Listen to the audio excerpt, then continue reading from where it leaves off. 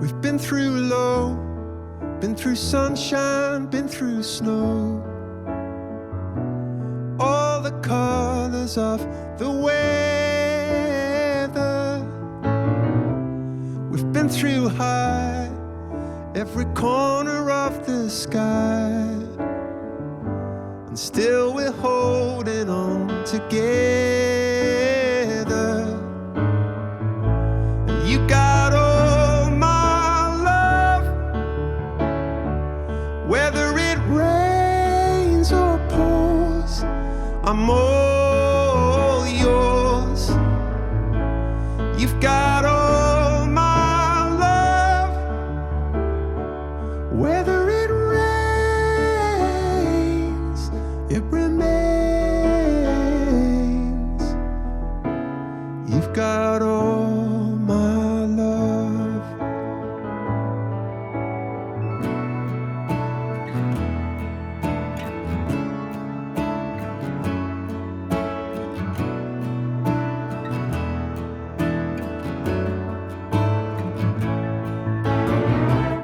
Until I die, let me hold you if you cry. Be my 1, 2, 3 forever. 'Cause you got all my love, whether it rains or pours, I'm all yours. You've got all my love, whether it rains, it remains. You've got all my love.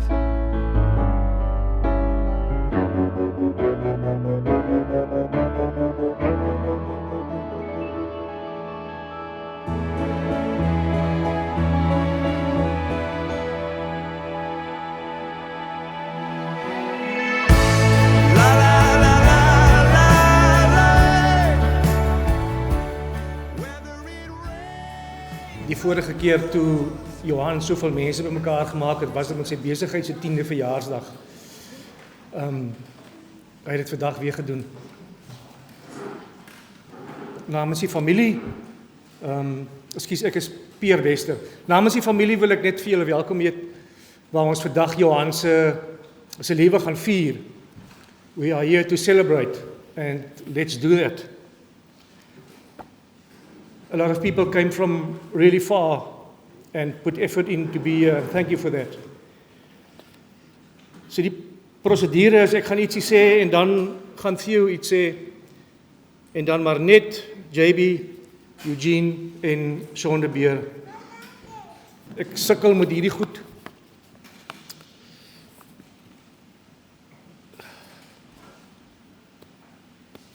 So ek het iets neergeskrywe. Hulle noem my partymal dominee, maar ek kan nie voor mense praat nie. En vir die Engelse mense sterkte.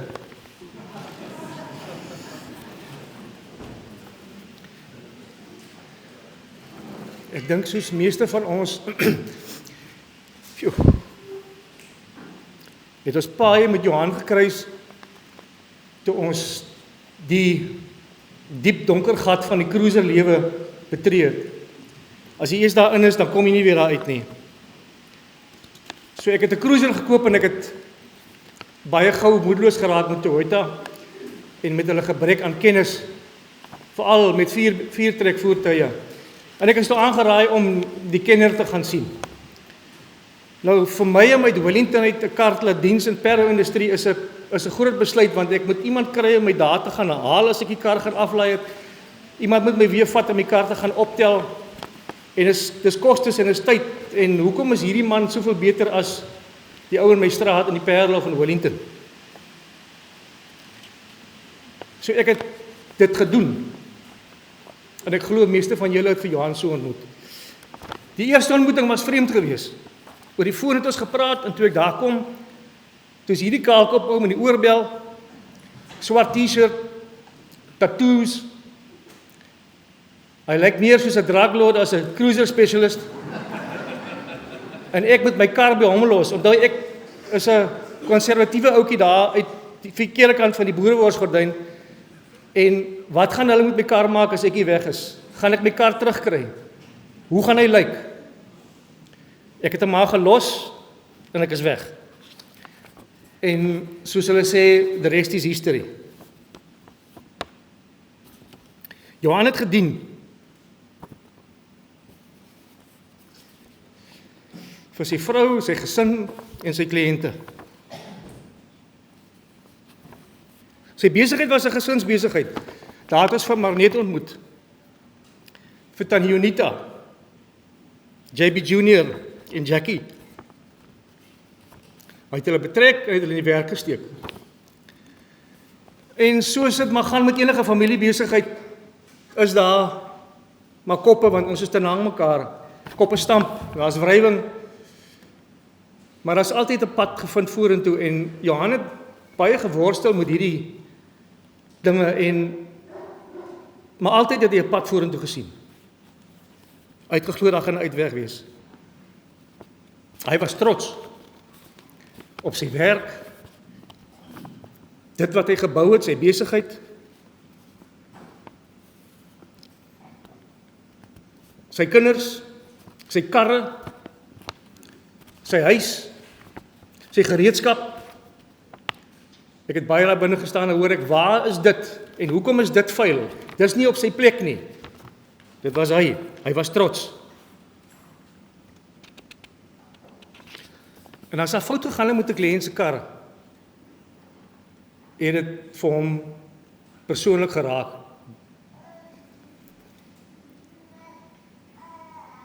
Ek dink die koste van die herstelproses was min in vergelyking met die teleurstelling wat hy gehad het, omdat hy sy kliënt in die steek gelaat het. Hy het baie gebel, en dan was hy, in die aand was hy, die kon hoor, iets is groot fout, en dit is gewoonlik gewees as 'n kliënt sy kar iewers mee fout gegaan het. Sy woord het gewig gedra. Johann was ook 'n privaat mens, toe maar net vir my vra, ek moet iets sê, toe besef ek maar, ek weet eintlik baie min van hom. Hy het nou en dan om die vuur gepraat oor sy vorige lewe in die binneland, oor sy vorige huwelik. Hy het gepraat oor hoe hy as 'n jong appie saans karre reggemaak het, karre gediens het om kos op die tafel te sit. Hy het vertel hoe hy 'n cruiser gearbox op sy bors kon sit en op die trolley onder die kar ingly en hom alleen monteer. En hy was die moer en omdat hy nie meer kon doen nie.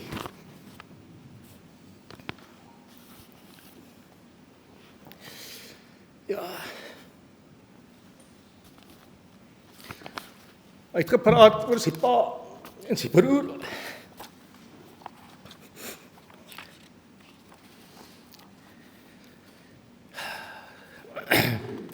Johann was lief vir kos maak. Sy wilspastei en sy muskeljaatkat-steak en sy geregte was bekend onder sy vriende, want hy het vir hulle ook kos gemaak en vir sy familie. As jy hom op 'n Vrydagoggend gebel het, of deur die dag Vrydag, het hy vir jou vertel met smaak, waar gaan hy stop op pad huis toe?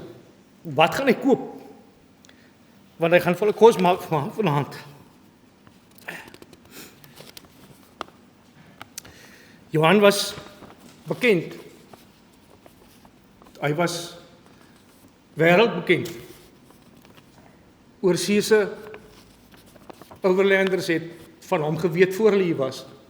Hulle het geweet, hulle karre moes 'n draai maak by hom. Voor hulle vir Afrika aanpak, want hulle daai vertroue nodig gehad, wat hy gegee het. Jy kan hom kry op Treks vir Afrika, hy word gelys as 'n diensentrum. En as jy bietjie begin Google, dan kry jy die volgende. Reliable service. I can vouch for their integrity. I suggest you call Johann Meyer. He is a guru, leader in the industry. Johann Meyer is 'n deskundige. Legendary reputation. Excellent service as always. En wat gereeld opgekom het is peace of mind. honest, realistic advice you can trust. En dan was hy hierdie gem gewees. JB is mostly dressed in white, wearing a helmet and preferably goes by the name The Stig. His claim to fame is backyard mechanics, and he has been known to solve complex problems, repair and tune a cruiser by staring into his headlights. There can only be one. The Cruiser Whisperer. Hy was bekwaam. JB was a craftsman, an artist, an encyclopedia of knowledge and the ability to remember faults that he previously repaired on vehicles, and he was able to use that knowledge. He had the ability to open factory sealed components, repair them, and give them back to you fixed at a very lower cost than buying a new one. Why? He had the ability.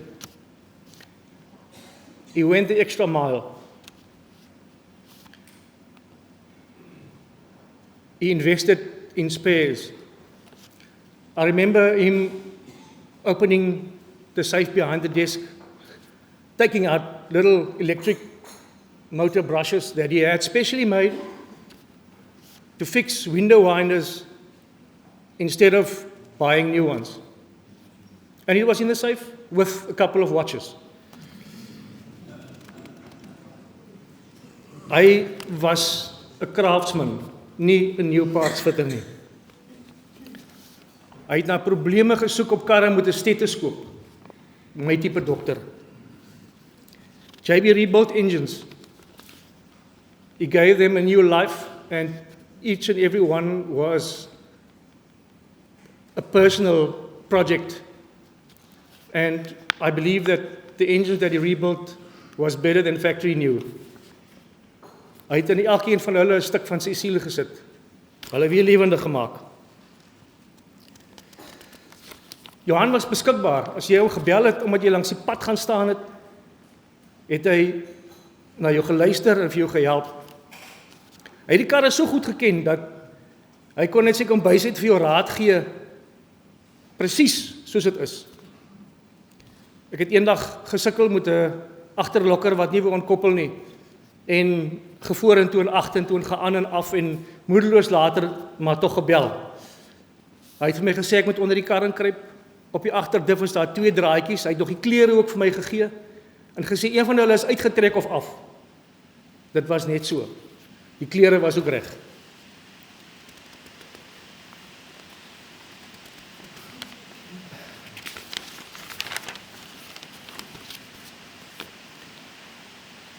Johan het eerlike besigheid gedoen.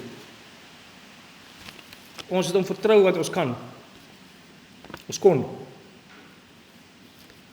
In vandag se tyd is daar besighede wat geld vra vir werk wat nie gedoen word nie. Wat geld vra vir parte wat nooit vervang word nie. Wat parte vervang wat eintlik nog heel is, net om ekstra geld te maak. Johan het gedoen wat hy gesê het hy gaan doen, wat gedoen moes word, en het vir jou daarvoor ge-invoice. En baie van ons het gekla oor die invoices. Dit was eintlik 'n bargain. En meeste van die tyd het hy meer as dit gedoen. Hy het ook sy foutjies gehad, moenie 'n fout maak nie. En een van hulle was sosiale media. Dit was vir hom 'n nagmerrie. 'n Diep donker kloof. Hy kon nie verstaan dat daai een emoji is met 'n vinger gedruk en beteken eintlik nie wat hy dink dit beteken nie. Maar hy het dit persoonlik aangeneem. As dit oor hom of sy besigheid gegaan het, was dit 'n probleem. Ons het baie beklei daaroor. Ek sê vir hom, man, daai ou bedoel nie wat hy daar gesê het soos jy dit interpreteer nie. Hy het later jare slim geword en hy het die WhatsApp groepe begin vermy en maar aangegaan. En horlosies. Johan het horlosies gekoop. Sonder dat maar net weet. En dan later, ek kan vaar, hy seker met die weer by die huis 'n bietjie gelees, later het vir haar gewys. Maar ja, in spoed. Johan het gehou van spoed. Vinnige jetskis, vinnige motorfietsse, vinnige karre, en hy het hulle vinnig gery. In sy laaste jare was hy 'n siek man. Hy het baie gesukkel met sy gesondheid. En tot 'n groot mate het hy ons begin vermy, omdat hy wou nie hê ons moet sien hy kry swaar nie.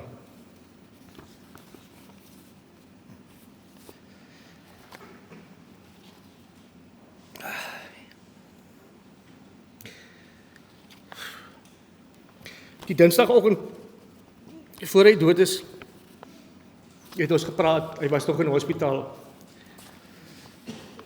En hy was die moeren en hardkoppig, omdat hy nie by die werk kan wees nie, omdat hy daar is. Maar hy was op pad huis toe. En ek het vir hom gesê, Johan, jy moet huis toe gaan, jy moet gaan gesond word, en dan gaan jy werk toe. Want onthou, 'n kat het net 9 lewens. En sy antwoord was, ek het op 18 opgetel. Hy het 'n hele paar keer met die doodarm gedruk, en hy het elke keer lewend aan die ander kant uitgekom.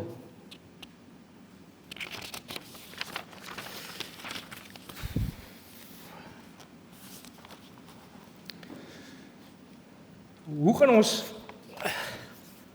vir Johan onthou?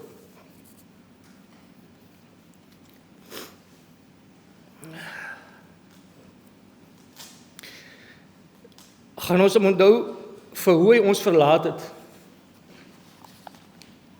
En nee.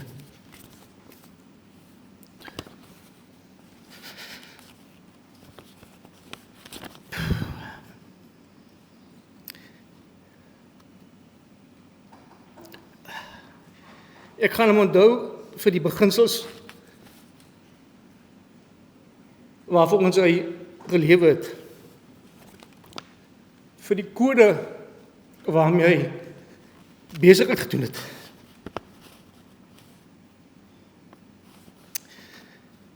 Vir die liefde waarmee hy oor sy vrou en sy kinders gepraat het. En vir die manier hoe hy my as mens, as kliënt en as vriend behandel het.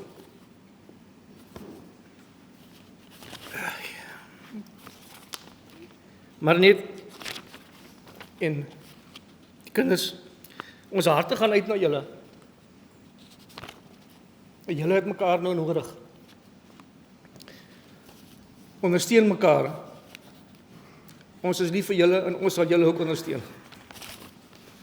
Dankie.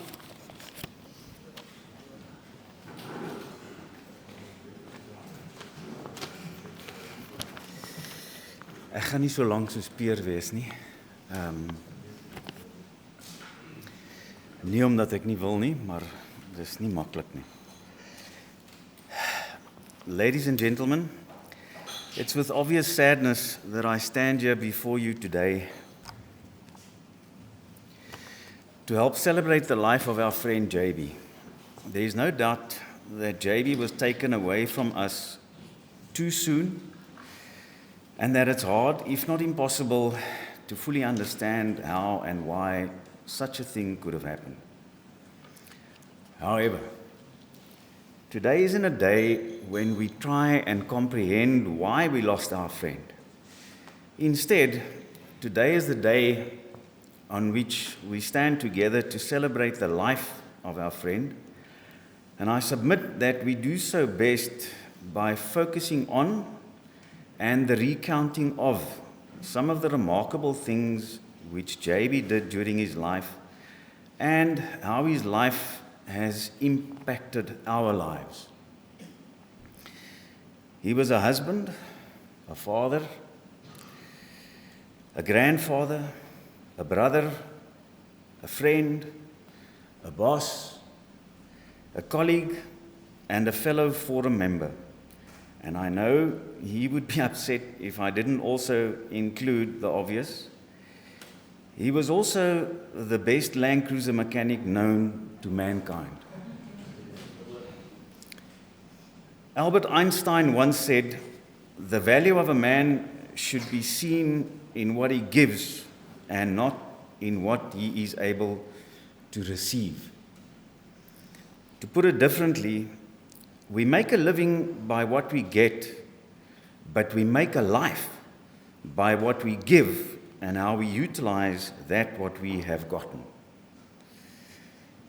If this is true, and I have no doubt that it is true, then our JB not only made a great living, but he actually made an even better life for himself, his family, his friends, and his customers. JB was not only a very successful businessman who also happened to love what he did for a living, but he was also one of the most giving and generous persons that I've ever known. And judging from the nodding heads that I see in front of me, it seems that many of you agree. Personally, I only met JB in 2005 through a person then known as Bongani. His real name was Morney Stevens. I didn't see him, who at the time also used to be a fellow Land Cruizer Club member back then. JB and I immediately found common ground, and as soon as he folded under our constant pressure to buy himself a proper cruiser, and he acquired his much-loved 80 series cruiser that I saw standing outside here, we started doing 4x4 trips together.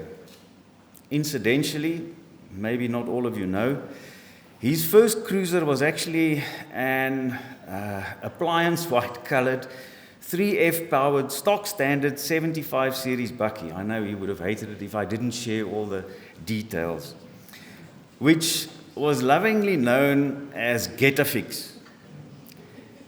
During those early days at JB's Auto Repairs, poor old Get a Fix was used as both the office runaround, the recovery vehicle on extreme trips, and even the delivery vehicle from Monday to Friday. A real tough job, not unlike its owner.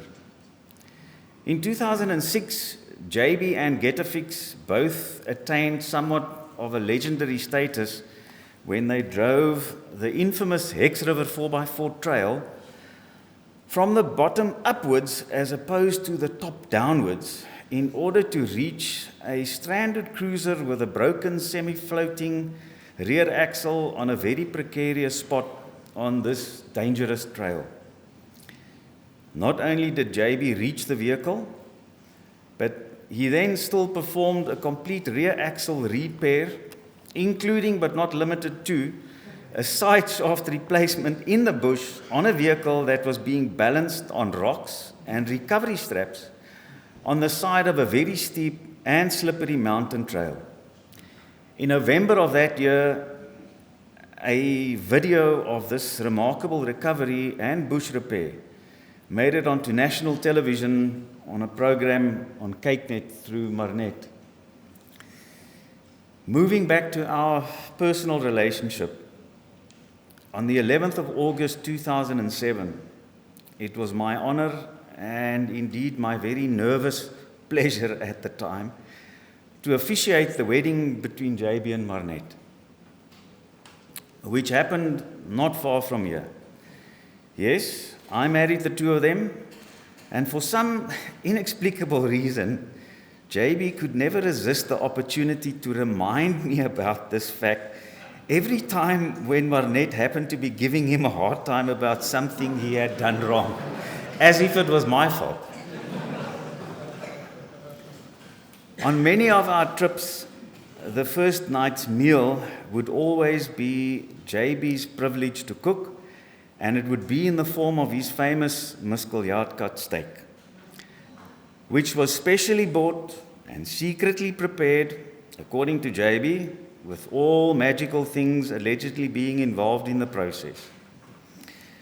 On one of these so-called steak nights, or most of the steak nights, Mark Auer would refer to JB as my koning. Now, a muskiljaatkot, I'm sure most of you know, is just the Afrikaans for a Cape Jennet.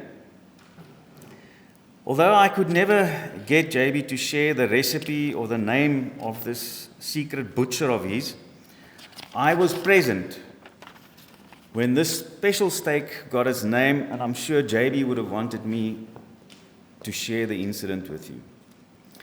It was on one of our Cederberg trips, and as usual, there was about a kilogram piece of steak left over after supper when the men eventually decided to go join the women who had long since gone to bed. Unfortunately, and for reasons that really need not be mentioned or debated today, this hump of prime steak was somehow left uncovered and in the open on the table when the men went to bed. Needless to say, the next morning, the entire piece of steak was completely gone. And sure enough, we managed to find the culprit's paw print tracks in the sand approaching the table.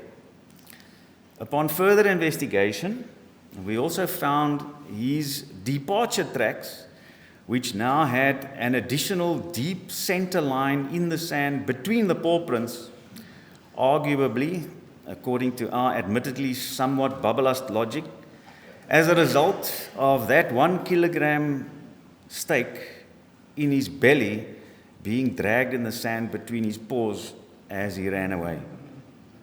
Anyway, that was our story, and we stuck to it while the new name stuck to the steak. There are many more memories that I can share, but time constraints obviously prohibit me, and I'm sure most of you have your own similar memories that you'd like to share as we honor JB today. So in conclusion, give me the indulgence as I come in for a landing to share a poem which I recently discovered and thought appropriate. Life is but a stopping place, a pause in what's to be, a resting place along the road to sweet eternity. We all have different journeys, different paths along the way. We all were meant to learn some things, but never meant to stay. Our destination is a place far greater than we know. For some, the journey is quicker. For some, the journey is slow. And when the journey finally ends, we'll make a great step forward and find an everlasting peace as our special reward. Thank you, JB, for showing us what it means to live a life well lived and well loved.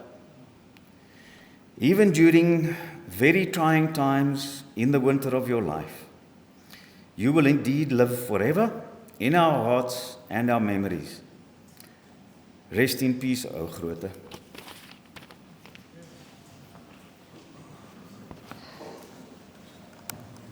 Although there's no, English is not my first language.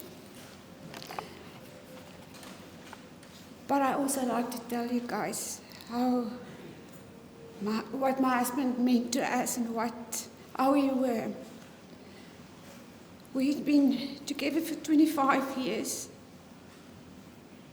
of life we had together, memories that will never be forgotten.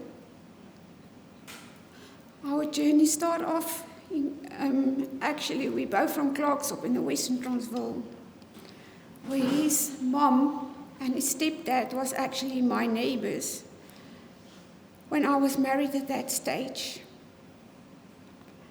And I moved to Melkbos after a divorce, and without knowing that actually JB's mom and his stepdad also lived in Melkbos Strand. So we bumped into each other at the local spa shop. JB's stepdad, and I went for coffee. The one night, here JB rocked up after work, and the whole adventure with him started there.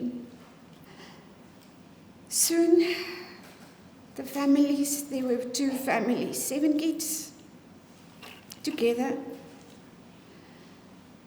The small little house, which was a 3-bedroom house in 1 bed away, became too small, and we had to start looking for a bigger house. So we all went. There was a house in the market in number 13 in Rio, where we still live. And we and the kids went to go and view the house. At first, the kids were very impressed because there was a swimming pool. And JB, there was a braai where he can do his braai. So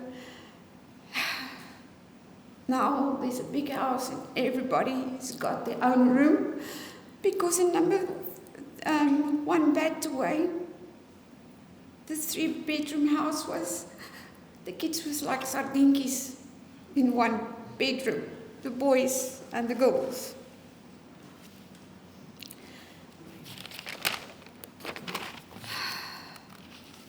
He was a family man. The kids came first in our life, and then it was me and JB.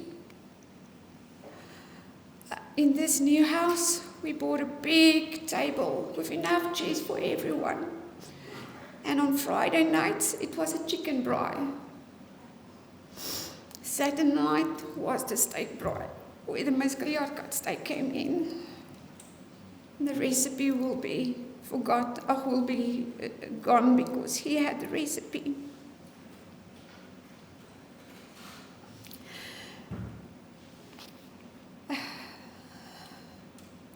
In this big house, the kids was the ones that make it so happy.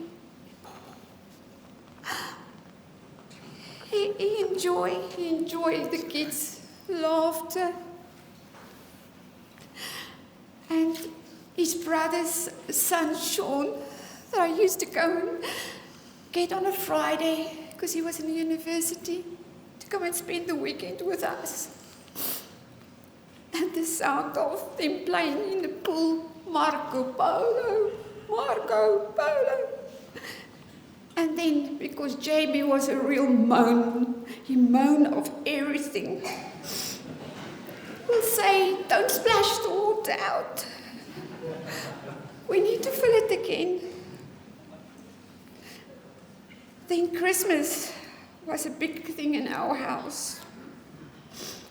But Christmas Father was also a problem. Because we never could have a Christmas Father that really looks like Christmas Father. So the one here, he dressed up like Christmas Father. But to make it more fun, he came with his flippin' bike helmet. Not so that the kids do not recognize him. But on that stage, Dad had thought he was a bit big Christmas Father. So the kids recognized him.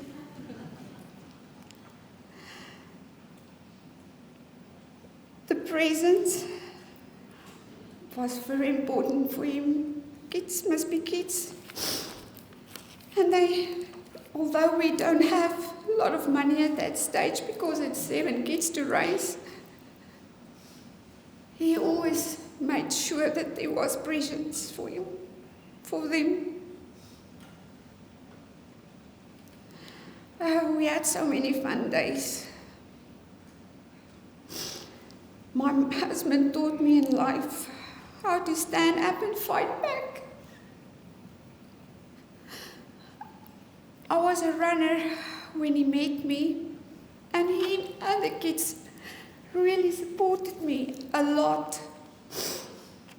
Now you guys must remember they were small, but they were the ones that were standing next to the road and cheering me. All the road races normally starts at 7 o'clock in the morning on a Saturday. And there were a few times that my timing was out. So we will get to the place where the race is supposed to start and nobody is there. Just to find out that the race is actually only the next weekend, not that weekend.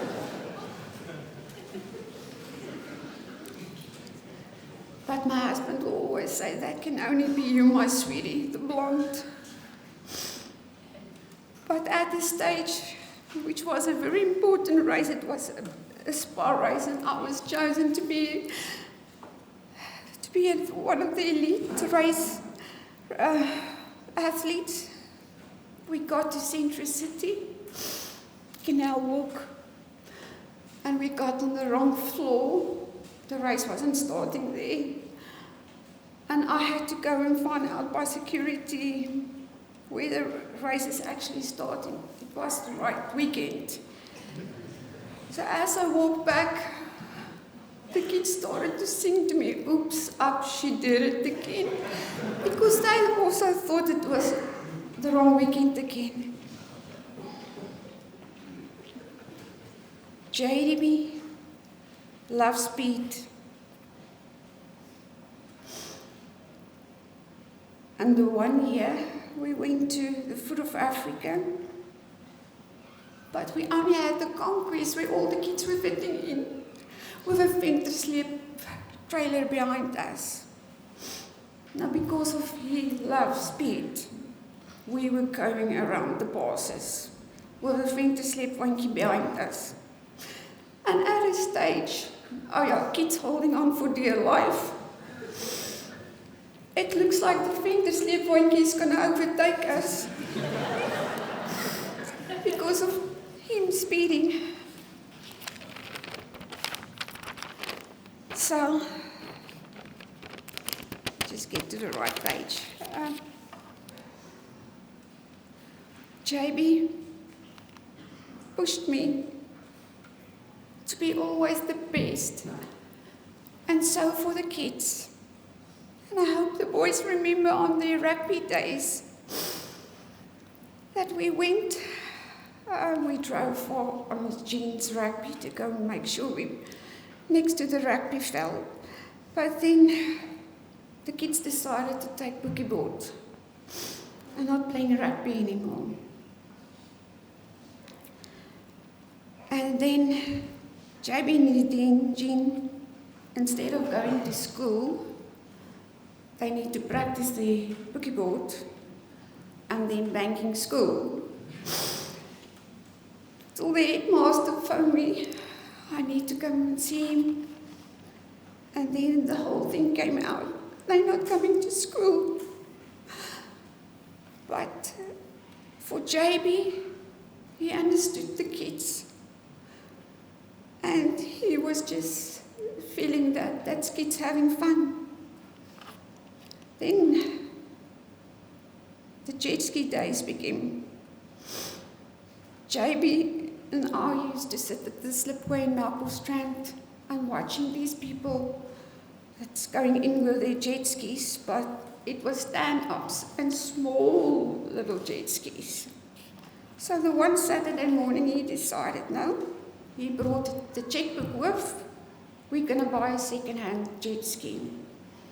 So off we went to Waterworld. That was Yamaha. We just want a jet ski, a second-hand one. And to the shock that you cannot even buy a second-hand jet ski for 20,000 rand. And they said, no, don't worry, there's Sea-Doo. Just along the way, maybe you'll find a 20,000 rand one there. But the minute we walked in there was already the Sea-Doo you wanted.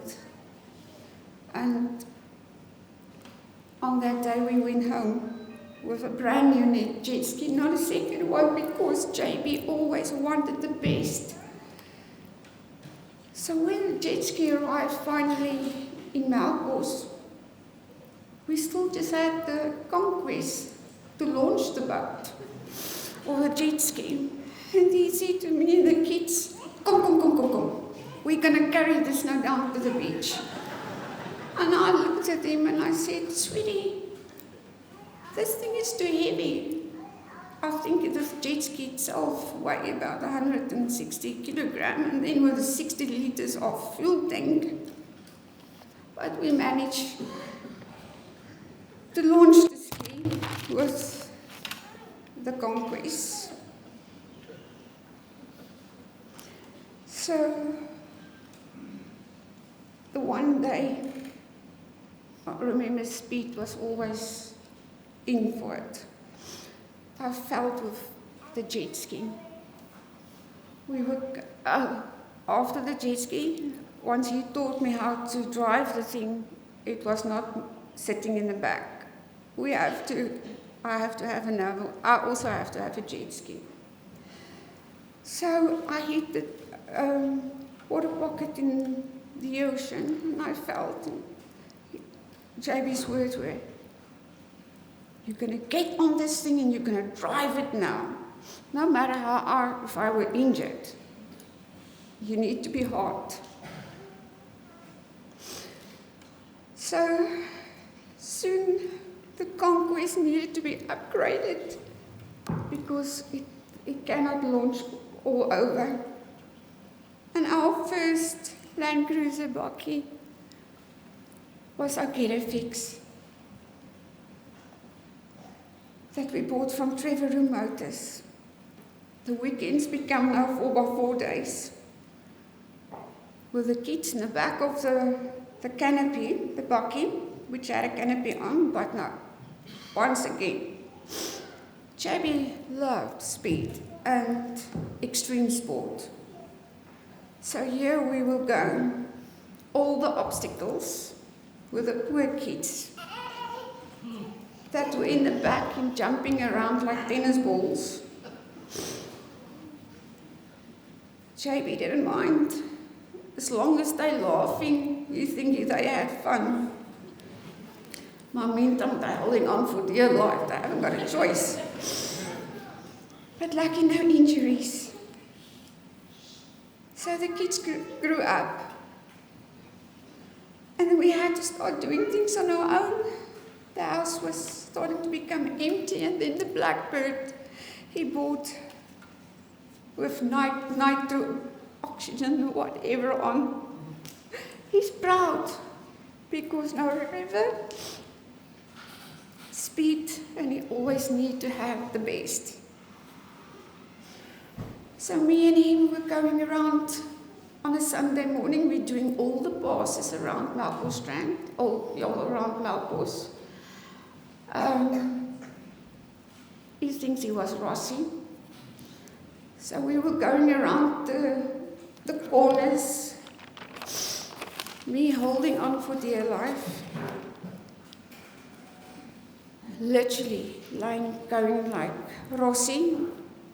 You can actually, the paint came off as he hit the tar or touching the tar.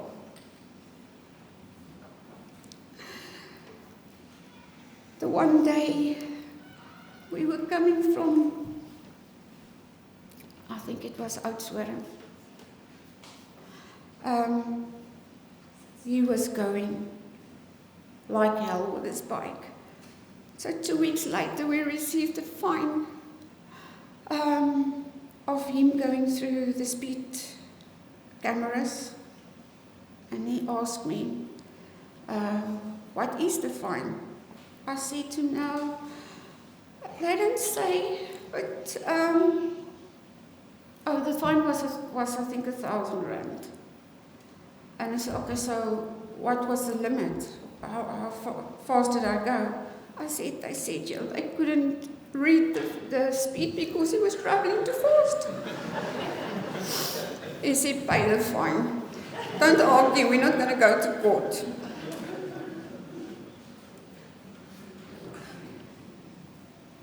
From the bikes, we went to cars.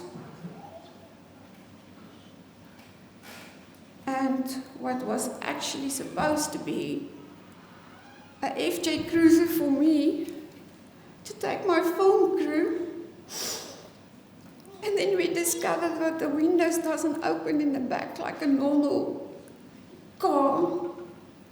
And it's not going to help. The cameras won't fit in there. JB's eye was then back on a GT86 Toyota. Once again, he needed to have the best. So the GT86 was just not a normal GT86, it had to be a burnt orange one, so everybody can see him. The night before we bought the car, he came home with a demo model so that you can feel how the 86 is driving. So I hope there's no speed cops around here. That night, we were drifting around Fontein with that car. And I think he found Marnie as well. Just come and feel Marnie. Feel how this thing is drifting. So the 86,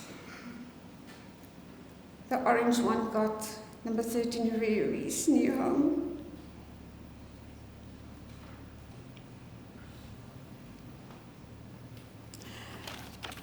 I'm going to skip a few, it will not be long. His love was shown to me once December holiday that we went camping. That was the in thing on the west coast. So we always used to have a little tent. We were the only ones, the other people's cruises were kicked out. But we had the 80 series and this, everybody's already finished to go to the next stop or to the next destination. Me and JB still sitting with a tent to fold the flippin' tent up. And it was his way or no way. You have to fold it to fit into the bag. And the more I tell him, no, it's like this, he said, no, it's like that. But on the end, we master to fold up this tent into that bag. To come back to the caravan story, we had dogs at that stage, and we wanted to take the dogs with to the camping or the holiday. So he Googled and found a Sprite caravan, which we went and we bought it from an old man. But what we didn't know is that this old man had an extra pole in. So we got to Bronze Bay, and now the sun is going down and the tent needs to be up. And me and JB never ever had a caravan together. We need to put up the tent. But we're putting the poles down, as he said this be done like that. But there's an extra pole. And now you all know that JB likes to use the F word. That day, a lot of F words were used. And then on the end, we got to figure out this extra pole, which he saw me take that thing, and if I may use the French word, moor away. It doesn't belong here.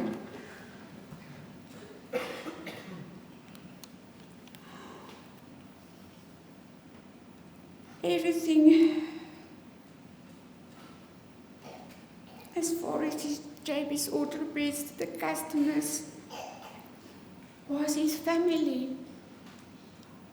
All the engine overalls that he did it with so much love. Every little part that he put together, He said he wished he can just put a signature on. And he trusted his work, that he was willing to put a lifetime guarantee on the engine that he just built.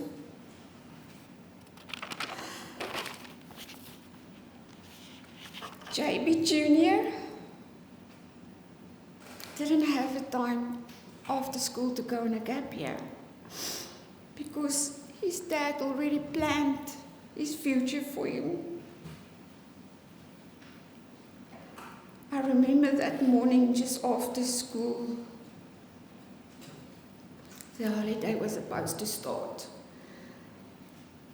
And he said, he ripped JB out of the bed and said, "Yeah, come, you're going to work now."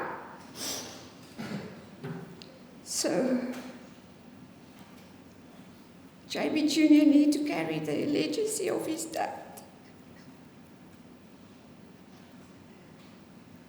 He learned from the best master in 4x4s.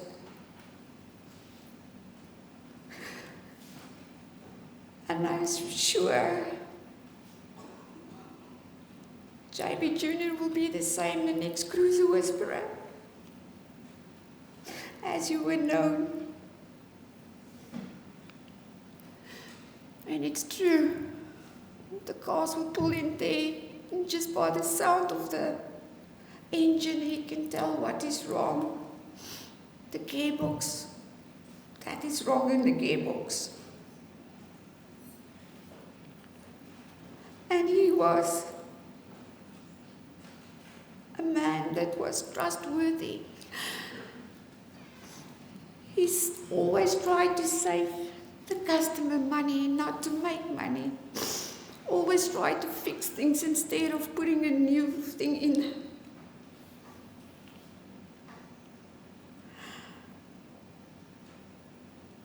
On the end job, but JB really struggled with the pain.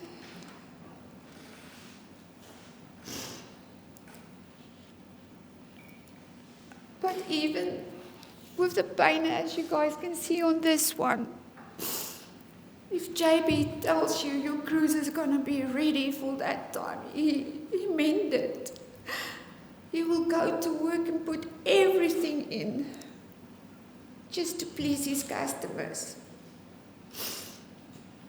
And on this photo here, where he's doing the zip line, that is JB, the daring person. And on this side, Mauritius was his happy place, where I think he didn't have the pain that he had back in South Africa. But I'm sure he will always look after us and look over us.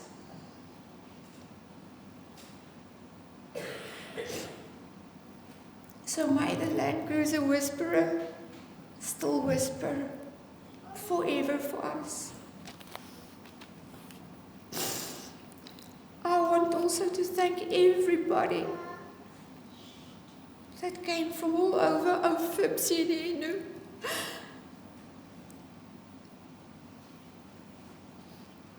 Thank you for the times that we could spend with you guys. Many kilometers away from home.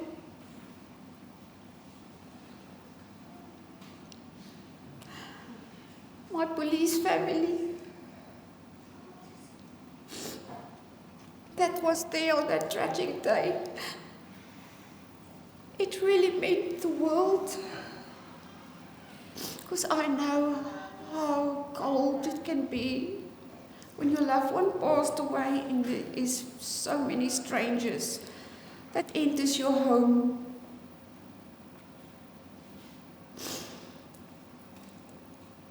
And then my safety and security family that never stopped phoning and always come to hug me. That was one of the things that JB wanted to do, is to be part of the anti-poaching unit. wherever he sees a car, because his wife always thinks everybody's suspicious, he will take a photo and say, don't you think this is a poacher?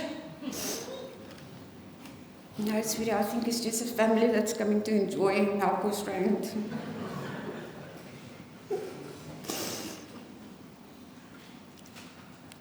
But everybody,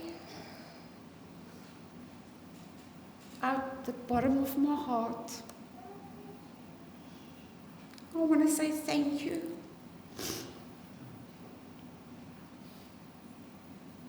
There's 2 people from the medics that I really want to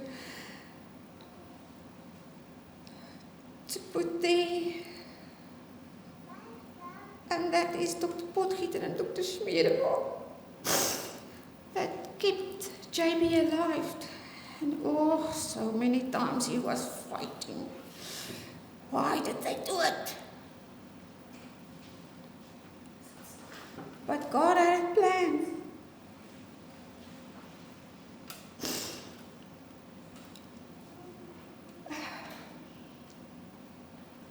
And my 7 kids and their partners,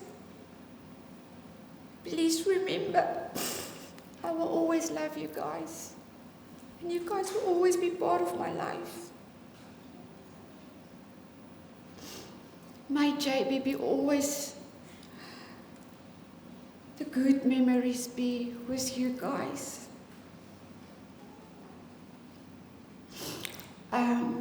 JB's auto repairs the workers.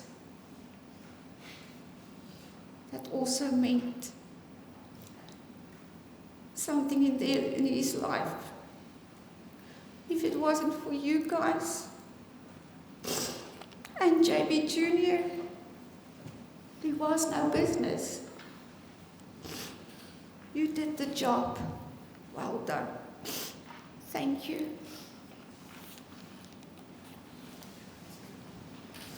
Just want to say a big thank you to everyone who's come from long and far.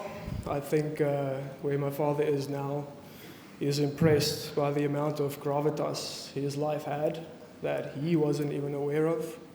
So it warms my heart and my soul to see so many faces sitting here in support of the legacy and what my father has left behind.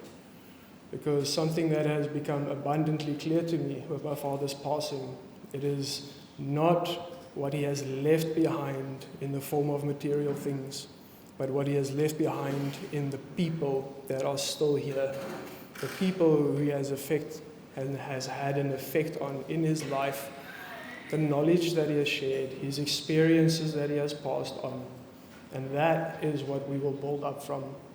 I don't think I can say it enough. The amount of times this week I have said, I should be crumbling right now. I should be on my knees asking God, how do I carry on without my papa? Because yes, my entire existence, as far as I can remember, was for him. For this one man guiding you through your life, teaching you your lessons. Father, I am here for you. Teach me. And now he's not here anymore. And then all of a sudden, now the lessons are coming in, left, right, and center. And because my father was such a good teacher, hard lessons were learned. And the hard lessons are the one that sticks. So I stand in front of you now, proud, on a foundation of granite that my father has thrown down. And thanks to all of you who are here, contributing towards this monumentous occasion and this celebration of an enormous man that has left us. So on behalf of my family and everyone who has shown up today in spirit and in remembrance of my great father, what he wants us to move forward with is honesty, integrity, and authenticity, because that is what he's been trying to instill in me, and that is what he is telling me I need to show all of you, and I need to help and guide you, because that is how he guided me through my life. So now I am his voice. So if anyone needs anything, please don't hesitate to ask, because he's working through me to support whoever needs support right now. That's why I am strong. because my Father is holding me strong. And my Father is strong because of all of you, who has had an impact on his life and who made him strong. Through the good challenges, the bad challenges, he turned it into gold. That's why I can stand in front of you, regardless of what the future holds, as gold, a son of God, now being able to do his work for him. So I thank you all for coming here today to show honor and respect that my Father has deserved. And all I ask is continue forth with his name and with integrity and authenticity, and then all is going to go well. I can promise you that. So much love to everyone who has come through and supported this family during this time. Just know that we will do the same for you when the time comes. Just ask. Don't be afraid to ask, ever. If we have information, if we have knowledge, if we have something that can help anyone here, ask and you shall receive. So please enjoy the rest of this celebration for a man who has laid down foundation for many more people than just his family, because he didn't see just us as his family, he saw this whole community as his family, the whole of Melkbos as his family. And that's why you are all here today. So I thank you all for coming from long, far and wide. Regardless of what brought you, you're here for a reason. I thank you for your support and your energy and your love. Please enjoy the rest of the celebration in the name of my Father. Amen.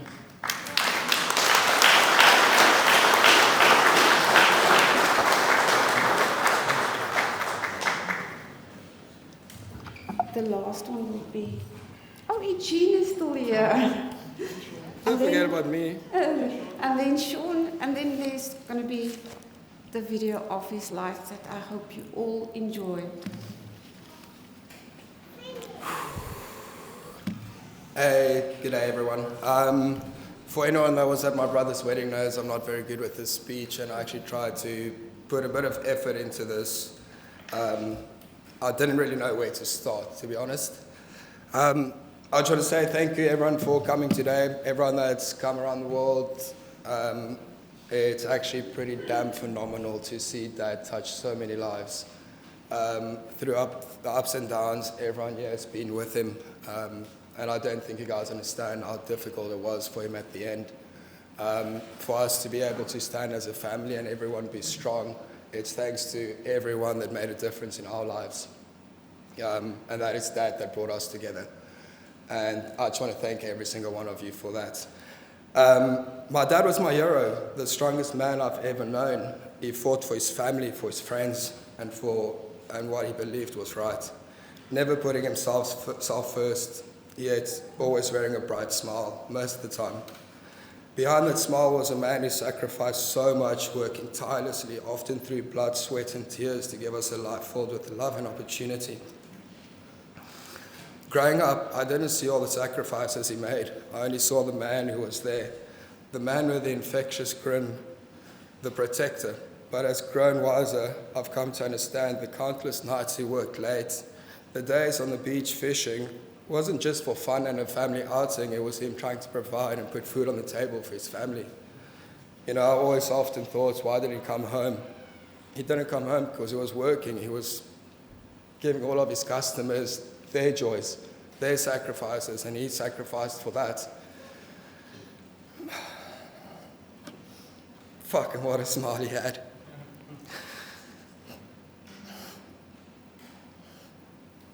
Sorry, guys. Our relationship wasn't always the strongest going forward. Our goals sometimes didn't align, and we clashed a lot. I was drawn to surfing and the life of a beach bum, to the freedom of the ocean, while he hoped I'd follow a different path. You know, Dad never wanted me to go sailing because he said to me he was always scared of losing me. As most of you don't know me, he actually set me on a path of sailing, and he did lose me for a long time. I tried to go be a better man. I went through some hard shit in my life myself. Big one, my friends that's been here, the shit that we've been through together, and sorry for my words, it's very difficult. What we've been through together, and walked out the other end being stronger and happier. was one thing that he's always tried to teach me. You know, the good die young. And I think the world is keeping everyone in a small little place, and when it's ready to restart, all the ones that die will be the ones that's rebuilding what we've got today. Something we can never carry on with.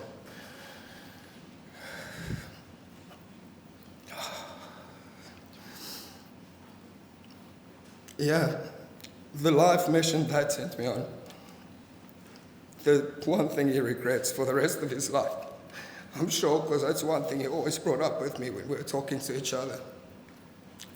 Though in the last 5 or 6 years, I've managed to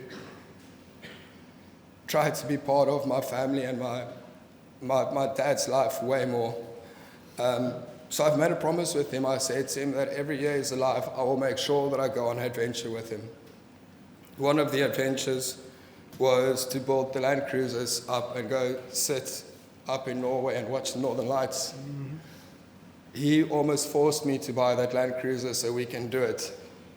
And just to stand here now is like, we'll probably be doing it. Yeah.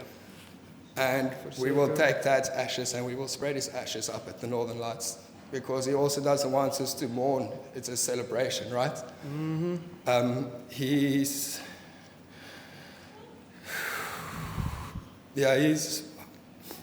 unleashed the adventure from a very, very, very young age. It's something that I could never hold back, not joining the family business. He didn't want me part of his life then. But I made sure that I was never going to walk away. And I had beautiful people, Gustav, Nix, Wim Dirk. Wim Dirk has always been a second dad to me. When things were rough at home, I would go to them. And they would always take care of me. So thank you so much.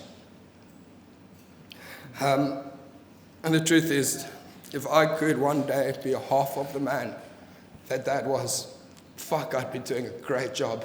Damn straight. You know, look at this beautiful family that he brought up, like 7 kids, are you kidding me? And he was the most unselfish person you can come across. And I hope everyone also knows that, and you take that forward, is everything he did was for us and for everyone here. Yeah, we should not mourn him. We should definitely not mourn him. Celebrate him.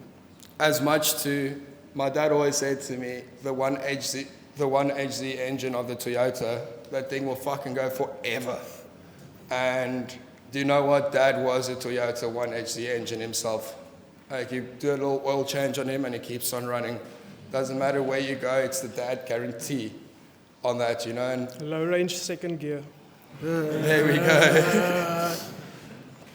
Yeah, and in his last days, you know, he taught me to be a man. He taught me to be there for my family.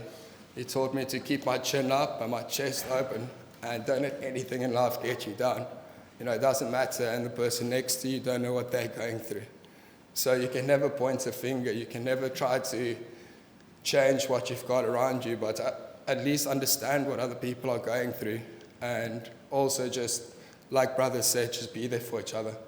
You know, it's a hard time, and I don't really know what the path forward holds for us. I know it's going to be bloody difficult, but I also know with the minds of love and gratitude I've got in my heart here today that we will be okay. And I just want to thank every single one of you for once again coming through and celebrating Dad's life. Thank you very much.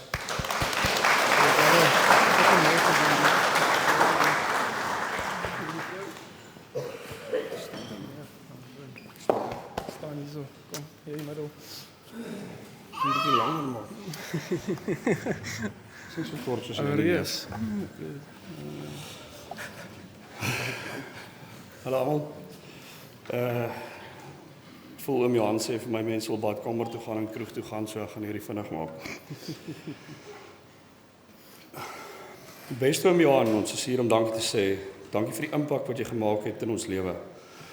Almal wat hier is vandag, hier vir jou laaste spectacular show, en wat 'n uitkoms is dit nie. Jy is my hero. Jy was nog altyd. Ek respekteer die feit dat jy so gedrewe was om te kan sorg. Adamant. Jy wou Kaap toe jy vir jou droom workshop bou. Al het dit geverg dat jy na ure laagwater moes gaan mossels pluk het om kinders te voer. En nie lank na dit nie by jou superchargers en jetskis in. Jy is die rede hoekom ek gemotiveer en gedrewe is. Dankie vir jou onbaatsigtige liefde deur al die jare. Die memories wat nou deur my gaan, met al die herinneringe by jou huis, soos Tannie maar net gesê het, die swem, die hoenderbraai, die steikbraai, die jetskis, die stories van oom Johan wat hy jou vertel het, die Desember vakansies wat ek en jy in die tent geslaap het, buite in die tuin, die kere wat jy my kom haal het in Stellenbosch waar jy gesê het, ek word vleis in my lyf en nie brandewyn nie. Die memories stop nou. Daar is nie nog wat gemaak kan word nie. My tweeling gaan hom nooit ontmoet nie, net die stories van hom. Dit breek my. Maar deur hom word dit vir my gesê, ons as familie moet nou sterk staan. Ek weet oom Johan was die pilaar, maar ons, die jonges, moet nou saam staan en meer by mekaar kom. Dankie.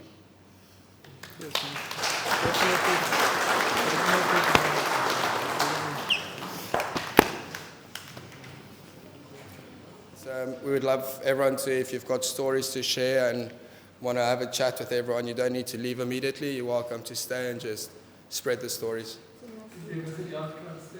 No, unfortunately, there's only one man who was allowed to make that steak, so it's with him. And that recipe's Sorry, whoever gone, missed out on that unfortunately. missed out. Sorry.